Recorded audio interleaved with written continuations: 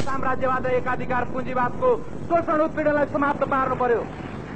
यस्तो भयो भने मात्र यो मुलुकमा आमूल परिवर्तन हुन सक्छ। यस्तो भयो भने मात्र यो मुलुकको प्रगति र समृद्धिको ग्यारेन्टी हुन सक्छ। त्यसो भएको हुनाले मूल कुरा सामन्तवादलाई उच्छेद गर्नु हो, मूल कुरा दलाल नोकरशाही पुँजीवादलाई उच्छेद गर्नु हो र साम्राज्यवादका शोषण उत्पीडनलाई उच्छेद गर्नु हो। त्यो उच्छेद गर्नको निम्ति नै नेपाली जनताहरू लामो समयदेखि बडा संघर्षको अभियानमा लागिरहेका छन्, राजनीतिक आन्दोलनको अभियानमा लागिरहेका छन्, राष्ट्रिय स्वतन्त्रता प्राप्तिको अभियानमा लागिरहेका छन्। यो लडाई लामो लडाई हो। लामो लडाईमा हामी नथाकिकन लगातार अघि बढ्दैछौँ। यसो भएको हुनाले यो सामन्तवाद, दलाल नोकरशाही पुँजीवाद र साम्राज्यवादको संरक्षण गर्ने रक्षा किल्ला बनेर जबसम्म राजतन्त्रले भूमिका खेलिरहन्छ तबसम्म त्यो जनताको विरोधको तारो बनिरहन्छ।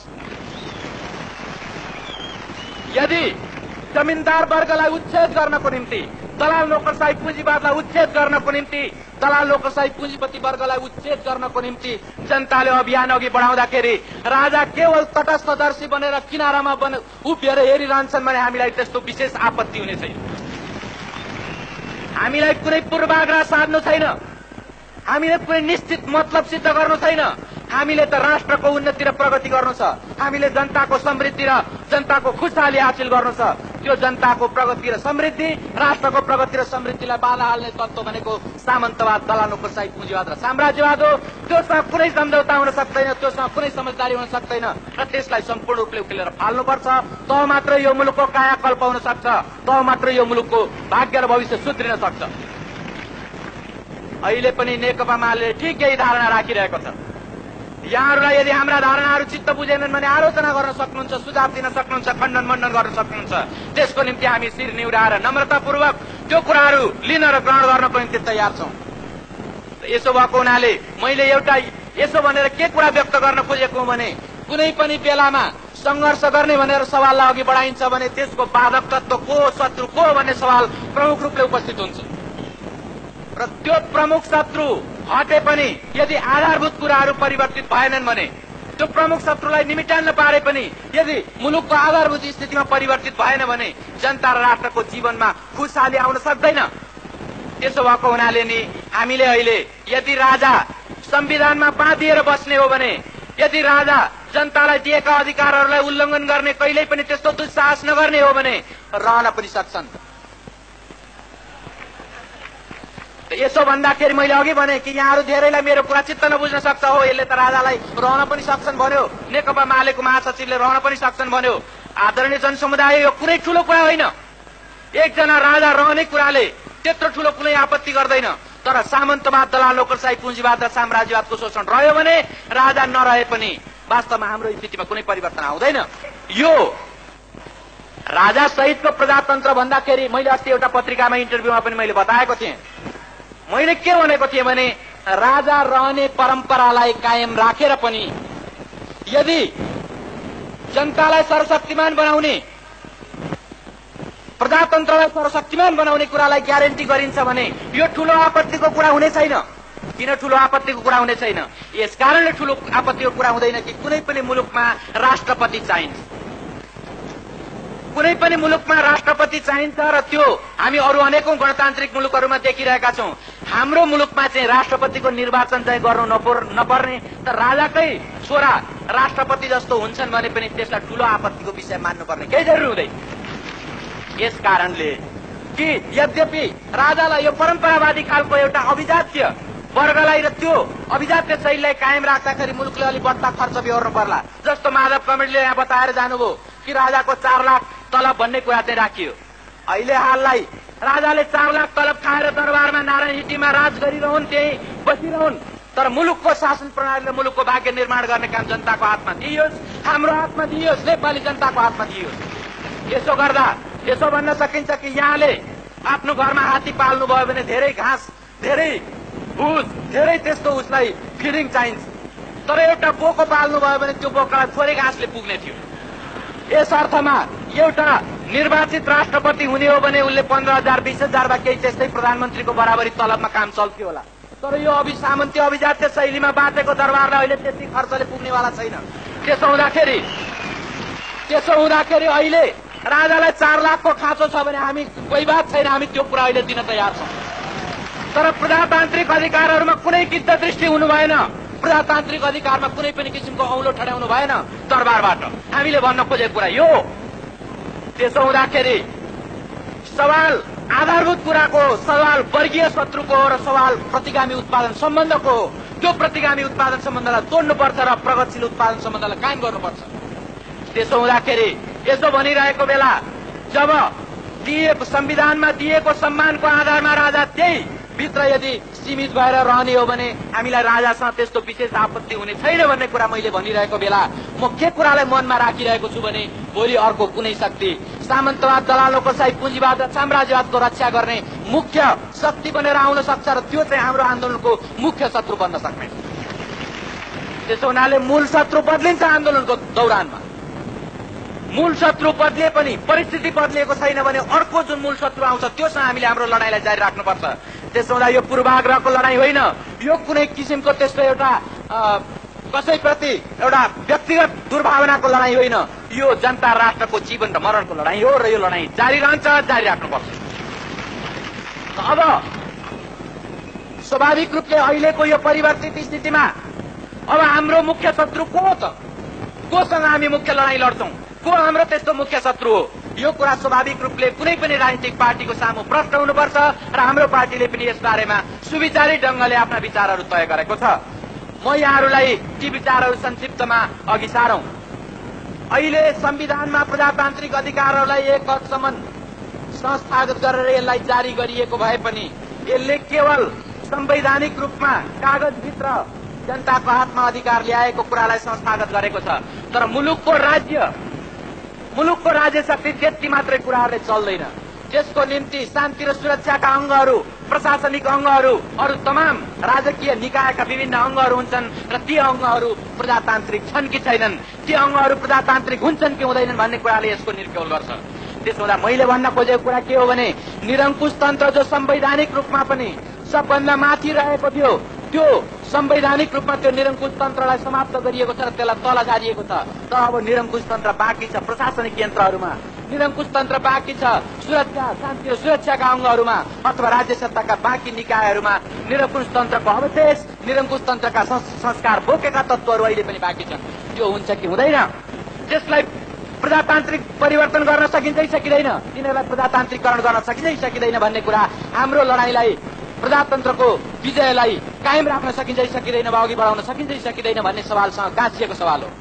त्यसो भएको हुनाले अहिले पनि नेपालको प्रजातान्त्रिक आन्दोलनको दुश्मन निरङ्कुश तन्त्र हो। त्यो निरङ्कुश तन्त्र आजसम्म राजाको नेतृत्वमा, दरबारको नेतृत्वमा संगठित हुँदै आएको छ र त्यही निरङ्कुशतावादी संस्कारले ओतप्रोत भएर प्रशिक्षित भएर त्यो मुलुकको चारैतिर त्यो हावी भएको छ, सबै ठाउँमा त्यो हावी भएको छ। त्यसो भएको हुनाले अहिले हामी यसपछिको संघर्षलाई हामी यो माथिल्लो ढाँचामा शान्ति र सुरक्षाको क्षेत्रमा, प्रशासनिक निकायको क्षेत्रमा र अरू तमाम त्यस्ता सामाजिक, सांस्कृतिक, राजनीतिक, आर्थिक कुरालाई नियन्त्रित गर्ने माथिल्लो अङ्गमा प्रजातान्त्रिकरण गर्नुपर्छ भन्ने कुरालाई अघि बढाउन चाहन्छौं। त्यसभित्र सुधार गरिनुपर्छ, परिवर्तन गरिनुपर्छ भन्ने कुरालाई हामी अघि बढाउन चाहन्छौं। यहाँहरूलाई थाहै छ कि जस्तो अस्ति अनेकौं पटक र हिजो अस्ति भर्खरै पनि यो अन्तिम अनुमोदन संविधानमाथि मन्त्रीमण्डलले अन्तिम अनुमोदन गरेर राजाकोमा पठाइसकेपछि पनि कमान्डर इन चिफले एउटा टोलीलाई लिएर प्रधानमन्त्रीकोमा गएर दबाब दिएका थिए अरे भन्ने हामीले सुन्यौं। कमान्डर इन चिफ सचिव शमशेर राणा अहिले पनि त्यो निरङ्कुशतावादी हिजोको एउटा आफ्नो जुन एउटा स्वर्गीय स्थिति हो अथवा अत्यन्त आनन्द ऐश आरामको स्थिति हो त्यो स्थितिलाई कायम राख्नको निम्ति चाहँदा रहेछन् र उनले त्यो कोसिस गरिरहेका रहेछन् भन्ने कुरा देखिन्छ। अनि यो पनि थाहा छ कुपनडोलमा तिनै सचिव शमशेर राणा हुन्, कमान्डर इन चिफ हुन् कि जसले त्यहाँ गोली चलाउने कुराहरू गरेका थिए र त्यहाँ एउटा ठूलो रक्तपातको स्थिति सिर्जना भएको थियो आन्दोलनको बेलामा। तर ठूल्ठूला अरू घटनाहरू भएको हुनाले सचिव शमशेरले कुनै पेपरमा आउनु परेन, कुनै त्यस्तो अन्तर्राष्ट्रिय क्षेत्रमा उनी त्यस्तो ढंगले एउटा सांघातिक आक्रमण गराउने मान्छे हुन् भनेर कसैले चिनिनु परेन। तर त्यो नेपाली जनताले बिर्सेका छैनन् र त्यस्तो आँकडा राख्नेहरूले त्यो आँकडा आफूले च्यातेर फालेका छैनन्। त्यसो हुँदा म यसो भनिरहेको बेला यो कुरालाई बिर्सिरहेको छैन कि स्वाभाविक रूपले शान्ति सुरक्षाका अङ्गभित्र चाहे त्यो मिलिट्रीको होस्, साई सेनाको होस् या पुलिसको अङ्गभित्र होस्, प्रहरीको अङ्गभित्र होस्, त्यहाँभित्र जनताका छोराछोरीहरू छन्। त्यहाँ जवानको रूपमा जनताका छोराछोरीहरूले काम गरिरहेका छन् र उनीहरू स्वाभाविक रूपले आफ्ना दाजुभाइ दिदीबहिनी र आफ्ना आमा बाबुहरूले जीवनको बलिदान गरेर ल्याएको प्रजातन्त्रको बर्खिलाफ त्यस्ता केही अभिजात्य तत्त्वहरूको सेवा गर्ने चाकडीबाजहरूको निर्देशनमा उनीहरू हिँड्ने छैनन्। यदि प्रजातन्त्रको विरुद्ध, प्रजातन्त्र र निरङ्कुश तन्त्रको बीच फेरि लडाईँ छेडिन्छ भने मलाई लाग्छ ती जनताका छोराछोरीहरूले जनताको साथ दिनेछन् र प्रजातन्त्रको साथ दिनेछन्। र मलाई लाग्छ उनीहरूले प्रजातन्त्रको साथ दिने कुरामा नि उनीहरूको पनि एउटा दूरदर्शिता र उनीहरूको पनि वास्तवमा एउटा राष्ट्र सेवा र जनताको सेवाको भाव झल्किनेछ। त्यसो भएको हुनाले मैले यति मात्रै उल्लेख गर्न खोजेको कि प्रत्येक अङ्गमा माथिल्लो तहमा प्रशिक्षित गरेर राखिएका तत्त्वहरू अभिजात्य वर्गद्वारा प्रशिक्षित गरिएका तत्त्वहरू हुन्, निरङ्कुश तन्त्रद्वारा प्रशिक्षित गरिएका तत्त्वहरू हुन्। जबसम्म यी तत्त्वहरूलाई पर्च गरिँदैन, जबसम्म यस्ता तत्त्वहरूलाई हटाइँदैन र प्रजातान्त्रिक भावना भएका तत्त्वहरूलाई राखिँदैन, तबसम्म वास्तवमा यो निरङ्कुश तन्त्रसँगको प्रजातान्त्रिक लडाईँको अन्त्य हुने छैन। र अब स्वाभाविक रूपले जस्तो यो संविधानको कुरामा धेरै कमरेडहरूले राखिसक्नु भएको छ, मैले केवल अब एक दुईटा कुराहरूलाई उठाउँदा मात्रै पनि पुग्छ। त्यो के हो भने संविधानको त्यो पछिल्लो हिस्सा मलाई अहिले धारा याद आएन, यहाँहरूले फेरि पल्टाएर हेर्नु भए हुन्छ। त्यसमा के उल्लेख गरिएको छ भने यो संविधान जारी भइसकेपछि पनि यो संविधानसँग बाँच्ने ऐन कानूनहरू 1 वर्षसम्म जारी रहनेछ। यो संविधानसँग बाँच्ने ऐन कानूनहरू कस्ता ऐन कानूनहरू हुन्? त्यो पञ्चायती संविधान अन्तर्गत बनेका काला ऐन कानूनहरू हुन्, जसले आजसम्म जनतालाई अत्यन्त एउटा दमन उत्पीडन गर्ने र नृशंसनको अत्याचार गर्ने कामलाई कानूनी ढंगले पुष्टि गर्दै आएका छन्। तिनै काला ऐन कानूनहरू, तिनै काला कुराहरू 1 वर्षसम्म कायम रहने हो भने यो संविधान, यो प्रजातन्त्र आएको के मतलब हो? त्यसो हुँदाखेरि संविधानको हिसाबले आफैमा संविधानको निम्ति यसको केही मतलब हुँदैन। जनताको जीवनको निम्ति त्यसको मतलब हुनुपर्छ। जनताको जीवनको निम्ति मतलब हुने हो भने ती काला कानूनहरूलाई अविलम्ब खारेज गर्नुपर्छ र अविलम्ब प्रजातान्त्रिक अधिकारहरूलाई जसरी संविधानमा ग्यारेन्टी गरिएको छ त्यो अनुसारका ऐन कानूनहरू अविलम्ब बन्नुपर्छ। होइन भने 1 वर्षसम्म त्यो पञ्चायती भूतको छाया फेरि पनि जनतामाथि मडराइरहनेछ। त्यसो हुँदाखेरि यस्ता खालका कुराहरू हुनु यसो पर्थ्यो कि यो संविधान जारी हुने बित्तिकै यो संविधानसँग बाँच्ने ऐन कानूनहरू बाजिएको हदसम्म स्वतः निष्क्रिय हुनेछन्, स्वतः खारिज हुनेछन् भनेर भन्नु पर्थ्यो र यस्तो ढंगले भन्नुपर्छ भनेर हामीले आफ्ना विचारहरू पठाएका हौं। तर त्यो कुराहरू आएन, त्यस्तो ढंगले गरिएन। यसमा केही प्राविधिक कठिनाइका कुराहरू राखियो। प्राविधिक कठिनाइ भनेको इलेक्सन गर्नु पर्यो, अब पार्लिमेन्टले बन्नु पर्यो, अनि त्यो पार्लिमेन्टले बल्ल ऐन कानून बनाउने हुनाले 1 वर्षसम्म त रहने हो नि। त्यसो हो भने 1 वर्षसम्म त्यही दास्ता मुनि, त्यही निरङ्कुश तन्त्र र त्यही कालो कानून मुनि जनताले 1 वर्षसम्म बस्ने हो त? मलाई लाग्छ जनताले त्यस मुनि बस्नको निम्ति स्वीकार गर्नु हुँदैन, त्यसलाई अविलम्ब बदलिनुपर्छ र ती ऐन कानूनहरू जो हिजोको पञ्चायती निरङ्कुश तन्त्र अन्तर्गत कायम निर्माण गरिएका र कायम राखिएका कानून ऐनहरू हुन्, तिनीहरूलाई अविलम्ब फाल्नुपर्छ। र स्वाभाविक रूपले अब यो जस्तो हाम्रो अन्तरिम सरकारमा जानुभएका कमरेड झलनाथ खनालले पनि आफ्ना अभिव्यक्तिहरू दिइसक्नु भएको छ। यहाँहरूलाई थाहै छ कि पार्टीले अघि सारेका कुराहरू र यो मन्त्रीमण्डलले गरेका कुराहरूको बीचमा केही भिन्नताहरू छन्। यही भिन्नता भएको हुनाले पार्टीले अन्तरिम सरकारले गरेका अनेक कामहरूको बारेमा आलोचना र विरोध पनि गरेको छ। तर हिजो एउटा स्थिति थियो र हामी सबैले सहन गर्यौं कि अहिले प्रजातान्त्रिक संविधान निर्माण गर्ने कुरामा सिंगै मुलुक केन्द्रित भएको छ र यस्तो बेलामा बाँकी अन्य सवालहरूलाई लिएर अन्तरिम सरकारसँगको वाद विवादलाई त्यति धेरै चर्काउनु हुँदैन भन्ने कुरा महसुस गर्न र बुझ्न सकिन्थ्यो। अब अहिले त संविधान आइसक्यो। संविधान आइसकेपछि अब हेर्नु यो छ कि हिजोका ती हत्यारा र अपराधीहरूमाथि अब अनुसन्धान र कारवाही हुन्छ कि हुँदैन? ती भ्रष्टाचारीहरूमाथि कारवाही हुन्छ कि हुँदैन? यहाँहरूलाई जानकारी नै छ, अस्ति संविधानको घोषणा भएको दिन नेकपा मालेको पार्टी प्रमुखको हैसियतले म पनि दरबार गएको थिएँ र त्यो जलपान समारोह हुने त्यो हलमा जब त्यहाँ आएर हेरिन्छ त मरिचमान पनि त्यही विराजमान छ। त्यो मरिचमान कहाँ गयो होला, त्यो मरिचमान कहाँ भूमिगत भयो होला भनेर यत्रो जनताले खोजिरहेको एक बेलामा एउटा सुईको पाइएको थियो कि त्यो मरिचमान त विश्वेश्वर प्रसाद कोइरालाको सुपुत्र प्रकाश कोइरालाको घरमा ओत लागिरहेको छ भन्ने सुनिएको थियो। तर त्यति मात्र होइन, त्यो त दरबारमा पनि पटक पटक आउने जाने गरेर स्याल जस्तो चिर्ने र निस्किने गरी राखेर रहेछ। जब खुद दरबारियाहरूको नजरमा ती हत्यारा र अपराधीहरू कुनै ठाउँ बसिरहेका छन् भने जनताको सामु ल्याएर तिनीहरूलाई अपराधको दण्ड किन दिँदैन? अपराधको दण्ड दिनुपर्छ र त्यो अपराधको दण्ड दिलाउनको निम्ति यो दरबारमा होइन, माथि इन्द्रको दरबारमा गएर कोही लुकेको छ भने पनि यो अन्तरिम सरकारले खोजेर ल्याउनुपर्छ। त्यसको निम्ति जनता अगाडि छ। त्यसको निम्ति 1,80,00,000 नेपाली जनताले अन्तरिम मन्त्रीमण्डललाई साथ दिनेछ। यसमा कुनै एउटा वा अर्को पार्टीको कुरा नगरौं। लोकेन्द्र बहादुर चन्दको पार्टी जसले अहिले निरङ्कुशतावादी तत्त्वहरूको स्वार्थलाई प्रतिनिधित्व गर्ने र त्यसको स्वार्थको वकालत गर्ने काम गरिरहेको छ, त्यो 1,80,00,000 त्यो एउटा रौँ बराबर पनि होइन। त्यो जान्छ भने जाओस्। यसो भएको हुनाले मैले यहाँहरूलाई भन्न खोजेको कुरा यति मात्रै हो कि अब हाम्रो पार्टी यो प्रजातान्त्रिक अधिकारहरूलाई संस्थागत गरिएका निश्चित धारा र प्रावधानहरूलाई प्रयोग गर्दै ती अपराधीहरूलाई जनताको बीचमा ल्याउनुपर्छ भन्ने कुरालाई जोड दिन चाहन्छ। भ्रष्टाचारीहरूको भ्रष्टाचारको छानबिन गर्नुपर्छ र दण्ड दिनुपर्छ भन्ने कुरालाई गर्न चाहन्छ। र यदि यसो गर्दाखेरि दरबारको कुनै हिस्सा तानिएर जनताको बीचमा आउनुपर्छ भने पनि र आउने अनिवार्य छ भने पनि त्यसलाई पनि तानेर ल्याउनुपर्छ र त्यसलाई पनि जनताको सामने खडा गर्नुपर्छ। यसो भएको हुनाले अहिले जस्तो मैले यहाँहरूलाई भने कि हामी अब के गर्छौं, नेकपा मालेले अब के गर्छ? नेकपा मालेले के गर्छ भने यो जुन एउटा निश्चित सुधारहरू सहितको प्रजातान्त्रिक अधिकारहरू सहितको संविधान जारी गरिएको छ र यसले निर्दलीय पञ्चायती व्यवस्थालाई समाप्त गरेर बहुदलीय प्रजातन्त्रको स्थापना गरेको छ। यस्तो स्थितिमा हामी यो माथिल्लो ढाँचामा पनि संलग्न हुँदै यो माथिल्लो ढाँचामा प्रजातान्त्रिकरण गर्ने अभियानलाई हामी अघि बढाउन चाहन्छौं।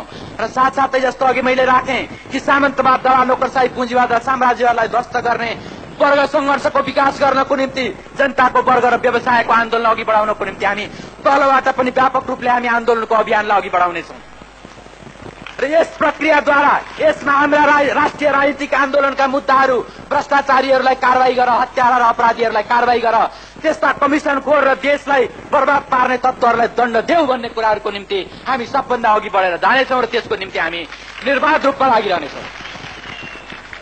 अहिले यही मञ्चमा आइसकेपछि पनि केही शुभेच्छुक मित्रहरूले पत्र पठाउनु भएको थियो, चिटहरू पठाउनु भएको थियो र उहाँहरूले के शुभचिन्ता प्रकट गर्नुभएको थियो, अथवा यसो भनौं कि नेकपा मालेप्रति शुभचिन्ता राख्दै अनि एउटा के आशंका प्रकट गर्नुभएको थियो भने कहीँ इन्डोनेसिया जस्तो त हुने होइन, नेकपा मालेलाई खुला गरिरहेछ कहीँ यो चिली जस्तो त हुने होइन। आदरणीय शुभेच्छुक मित्रहरू र सम्पूर्ण आदरणीय जनसमुदायहरू, हामी पनि चिलीको इतिहासलाई हेरिरहेका छौँ, हामी पनि इन्डोनेसियाको इतिहासलाई हेरिरहेका छौँ र हामी पनि अनि जस्तो बेलायतको इतिहासलाई पनि हामी हेरिरहेका छौँ र अरू दुनियाँका तानाशाहरू भएको इतिहासलाई पनि हेरिरहेका छौँ। यसको तात्पर्य के भने इतिहासका घटनाहरू जहिलेसुकै पनि जस्ताको तस्तै चक्रवत परिवर्तित हुँदैनन्। हरेकले इतिहासबाट शिक्षा लिन्छ। अनि इन्डोनेसिया जस्तो हुन्छ कि अथवा चिली जस्तो हुन्छ कि भनेर हामी फेरि कुना पस्ने पक्षमा छैनौं। हामी फेरि कुनै त्यस्तो खालको गुफा खोजेर लुक्ने पक्षमा छैनौं। यसको तात्पर्य के हो भने हामी मृत्युदेखि डराएर हिजो पनि हामी कुना पसेका होइनौं। मृत्युदेखि डराएको भए झापाको संघर्षको सृष्टि हुने थिएन। मृत्युदेखि डराएको भएदेखि तानाशाहलाई, त्यो बादशाहलाई घोडाबाट खसाल्नको निम्ति कठालो समात्ने आँट गरिने थिएन।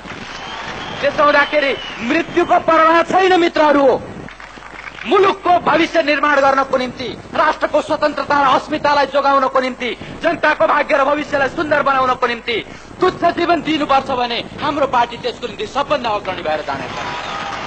यसो भएको हुनाले यहाँ केही जस्तो अघि पनि साथीहरूले चर्चा गर्नुभयो कि यो संविधान जारी हुँदा वा यो आन्दोलन अघि बढिरहेको बेलामा केहीले अत्यन्त देब्रे कुनाबाट यो संविधान, यो बहुदलीय आन्दोलनमा त साम्राज्यवादी बहुदल हो, यो विस्तारवादी बहुदल हो भनेर कथित राष्ट्रवादी निर्दललाई समर्थन गरेका थिए, सहयोग पुर्याएका थिए।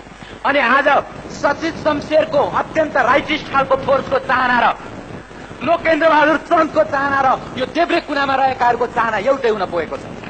यस्ता चर्का कुरा गरेर कुरा मात्रै गर्ने हो कि काम पनि गर्ने हो? तर्का कुरा मात्रै गरेर एक ठाउँमा उभिएर केवल शुद्धतावादको घोषणा गर्ने हो भने हामी सबभन्दा चर्को कुरा गरेर अहिले नै यो मुलुकमा साम्यवाद आउनुपर्छ भन्ने कुरामा हामी सबभन्दा चर्को स्वरमा कराउन सक्छौं। तर त्यो वाहियात कुरा हो, वाहियात कुराले मुलुकलाई अघि बढाउन सक्दैन। नेपाली जनताको बीचमा एउटा उखान छ कि कुराले चिउरा बिज्दैन। चिउरा बिज्नको निम्ति भए घिउ दही दूध वा केही त्यस्तो राम्रो चिज नभए पानीले भए पनि बिजाउनु पर्छ। त्यसो हुँदा अहिले हामीले त दूध नै चाहेका थियौं वा त्यस्तै खालको एउटा राम्रो चिज चाहेका थियौं, तर दुर्भाग्य के भने पानीले चिउरा बिजाउनु पर्यो, अलिकति चिनीसम्म छर्किएको छ। तर यसै भए पनि मुलुकको विकास समृद्धिको निम्ति अग्रगतिको निम्ति हामीले यी अधिकार यी कुराहरूलाई प्रयोग गरेर जानुपर्छ। यस अर्थमा हामी यो संविधानलाई आलोचनात्मक ढंगले समर्थन गरेर अघि बढ्छौं भन्ने कुराको एउटा तात्पर्य हो। त्यसो हुँदा अब स्वाभाविक